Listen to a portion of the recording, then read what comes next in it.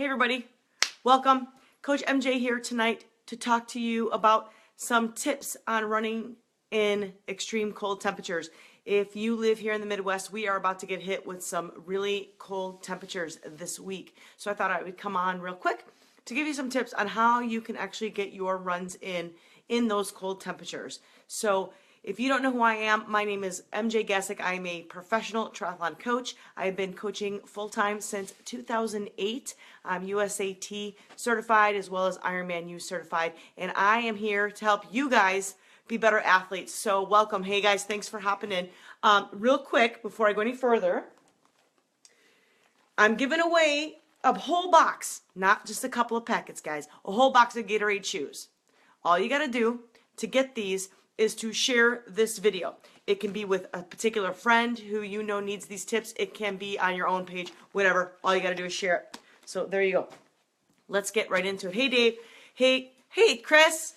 Hey, Lisa. Hey, Dan. Thank you guys for jumping in. Okay, first thing, if you're going to go running outside in the cold weather, you want to take care of your feet. The first thing that is going to start affecting you are your extremities. So there's a couple things that you can do. One, you might want to consider Gore-Tex shoes. Gore-Tex, okay, everybody, all right, so I've worked at running stores off and on, guys, for 6 years or 7 years, something like that, just because it's fun, and I have a lot of friends that own running stores. But people come in asking for waterproof shoes. The shoes, Gore-Tex is not waterproof, you guys. It is water resistant. It doesn't mean you can go and step in a foot of water and be like, oh, yeah, my foot's dry. So Gore-Tex, water resistant. So when you start running in snow, and it starts to melt on your feet, the Gore-Tex will kind of help keep that out. Hey, Aaron. Hey, Russ, long time no talk. Okay, so take care of your feet. So you consider Gore-Tex. Number two, you want to make sure you get moisture wicking socks. I know many of us know that, but there are some newbies on here. They're going to watch this and don't know that you want to get moisture wicking, something that takes the moisture from your feet, the perspiration, right, and pushes it out. If you have never tried Smart Wool socks, guys, the bomb. I have several pair. I swear by them in the wintertime. And I know some people that wear them year round. Hey, Jim. Hey, Janine. Hey, Patty. One tip, move south. It's Patty, right? So there's Smart Wool. And then the last thing I'll tell you, and a lot of runners and triathletes won't do this, but I like to double up on my socks. Yeah, I wear two pair, like this week when it's going to be -1, -3 running outside, I'm going to be wearing 2 pairs of socks because that's just how I roll. Okay, number 2 is to protect your face, especially if it's going to be windy. You want to make sure that you've got something to cover your chin, your mouth, your nose. So it's called a balaclava, right? So it's something it's like this, slips over your head. What's cool about them, guys, is you can pull it down when you get a little warm and then pull it back up if it's like really windy. Especially if you're going to do, say, an out and back where it's like you're fighting a headwind one way. You might have the mask up on your face one way, and then when you turn around, you might want to take it off because it's a little bit warmer. Hey, Dave, welcome. Hey, Jennifer. Hey, Debbie. What brand of socks do you wear? White winter pair. Smart Wool, Debbie. I just mentioned it like a couple seconds ago. I think maybe before you jumped in, but Smart Wool socks, I love them. I have a bunch of pair, and they're my favorite. And the cool thing is they last a really long time. Oh, real quick tip that doesn't apply to this.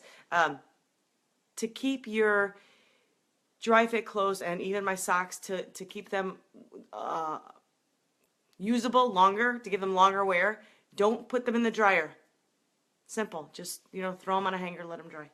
All right, so protect your face. Number 3.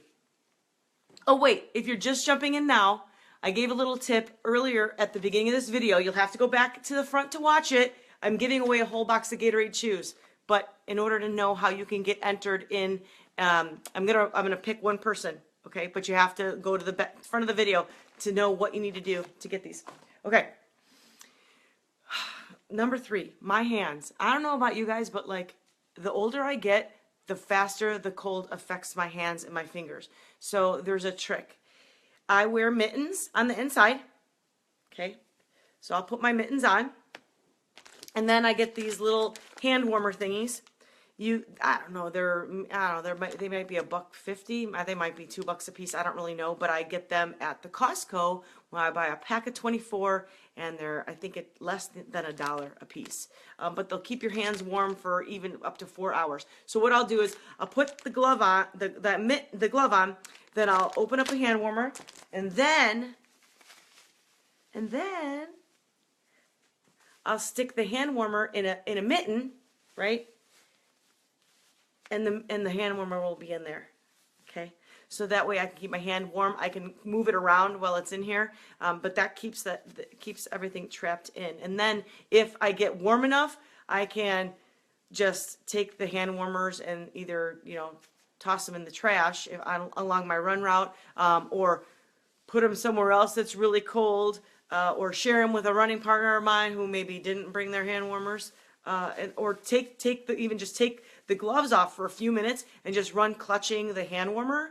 You'd be surprised how fast your hands will get cold doing that. At least mine anyway. So that's the trick. Hand warmers inside the mittens.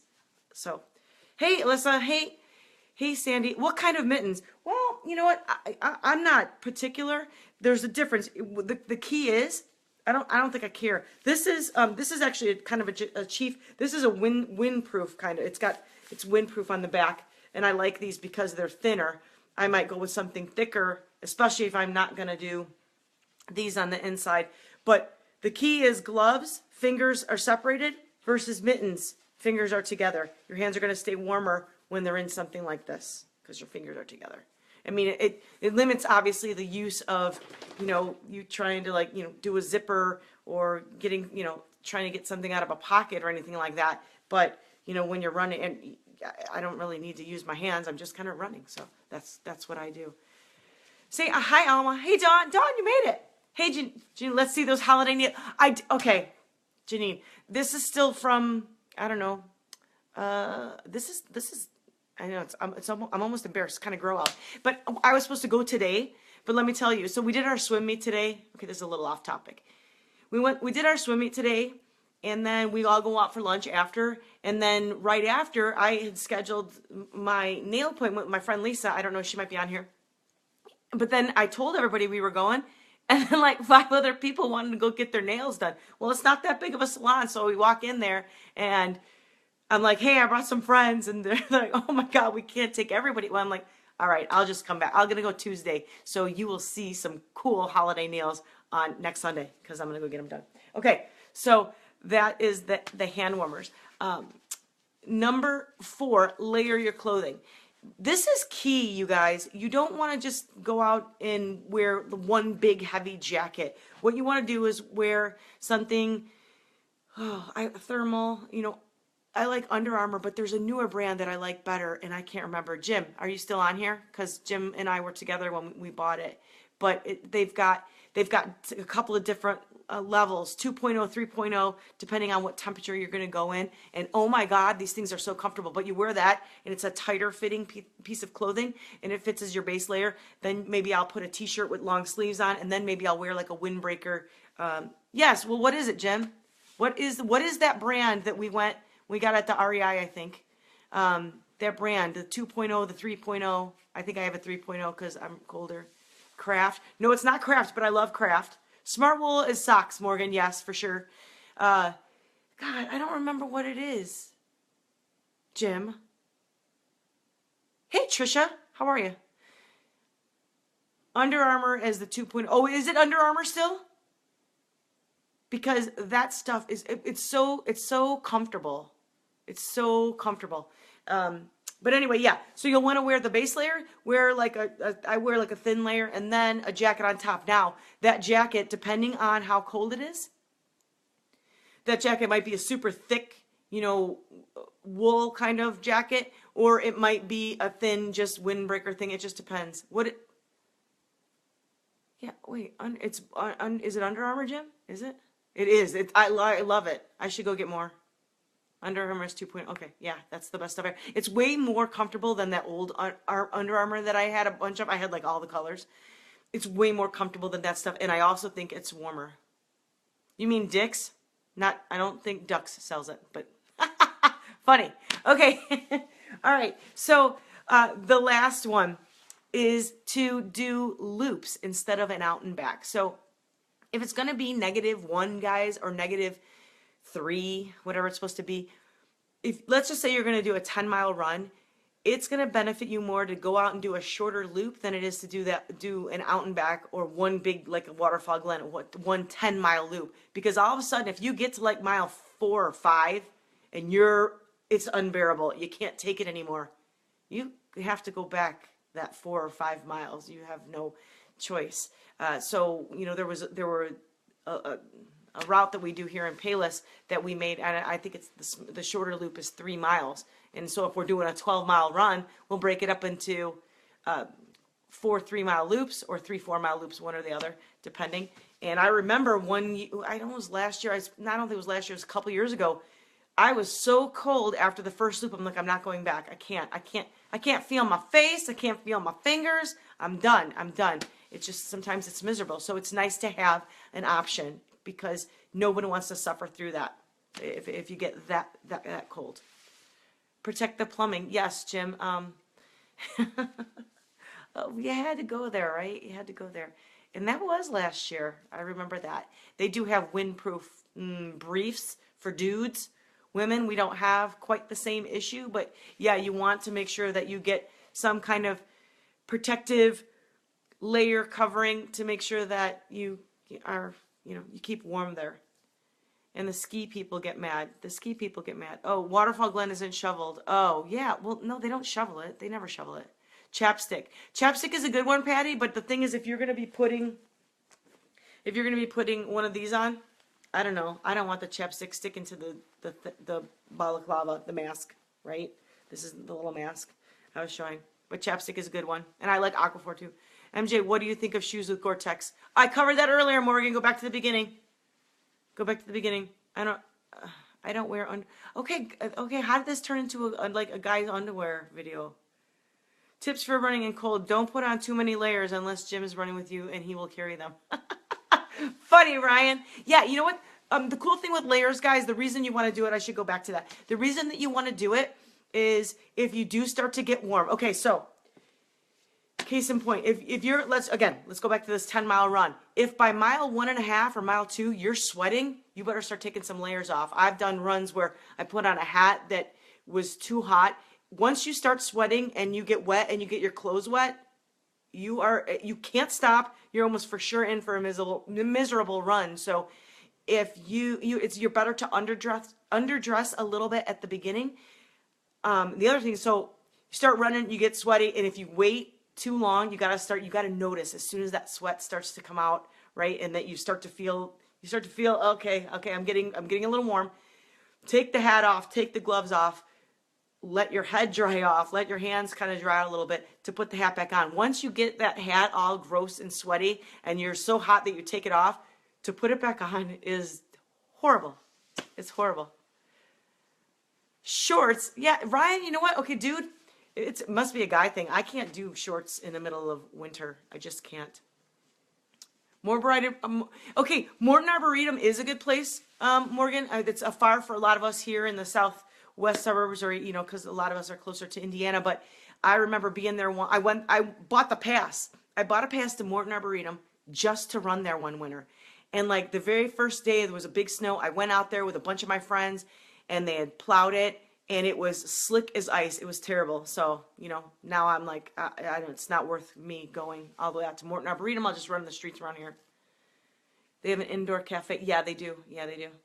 That's true. You know what? In Swallow Cliff, now that Swallow Cliff has that indoor, they have the indoor bathrooms now, and they have the little cafe or whatever that is. So Swallow Cliff would be a great place too. You just do but you have to do the whole loop before you can come back to it. Water bottle tips. I have trouble bottles getting icy. Need tips. 20 milers coming up. Ooh, Debbie, that's a tough one. I don't know. The smaller the bottle, obviously, the quicker it's going to freeze. So a bigger bottle, maybe put warm water in it before you start, and I would drop it off. Don't carry it. I mean, I don't know. I'm not a fan of like the regular water bottles that like you would put on a bike. I'm not a fan of carrying those when you run because it makes me off balance. That might sound silly, and that's the reason why fuel belts go all the way around. They're smaller bottles, and they go all the way around, and the bottles are evenly spaced around you. That's to keep the balance. So you might try that, but that'll be a tough one. Or put it in a cooler with no ice in it, and maybe that will keep it insulated. Loops, Debbie, keep the bottle in your car. That'll work, Jim, but I've had the bottle freeze in a car too. They have wolves. You can see them in the winter. Yeah. I don't like carrying either. Yeah, Debbie, do loops. And don't do bigger loops, though. Do smaller loops, right? Because then you can get the bottle, shake it up a little bit, keep it from freezing. So, ugh. Anyway, any questions yet? Last time, if you want a free box of these, I'm doing a raffle. All you have to do is follow the directions at the beginning of this video. So you got to go back and watch the beginning, because I'm not going to say it again. And I'm going to give somebody on this video a free box of Gatorade chews. Not just a couple of packs, guys. A free box. And how many's in a box? They're orange. They are... How many are in here? 21 of them? 21 of these? You get 21 of them. Keep you fueled up for a long time. Out and around Tubster in the teens. That's great. Yeah. Oh, yeah. Skull. Yeah. You know what? I always dress for 15 degrees warmer. So let's just say it's 30 degrees out. Dress like it's 45. And that's a general rule of thumb. They're orange, Morgan. They're orange. Never tried Gatorade chews. They're pretty cool. Orange. Wait, can you see that? There you go. There you go. Okay. Thanks so much, guys, for watching. Okay, next week. So I am going to be on next week. I'm going to try and do a better job of getting on here on a more regular basis. So next Sunday, 7 p.m., I am going to talk about how to improve your running over the winter. Okay, so if that is something that you're interested in, please join me here. If you have questions about it, specific to that topic or anything else, you can PM me here. You can put notes in the comments. I'm going to go back and read all this stuff. But thanks so much, you guys, for tuning in. Stay warm this week when you get out for your runs. Get out and shovel your driveways, and I will talk to y'all next week. Have a great night.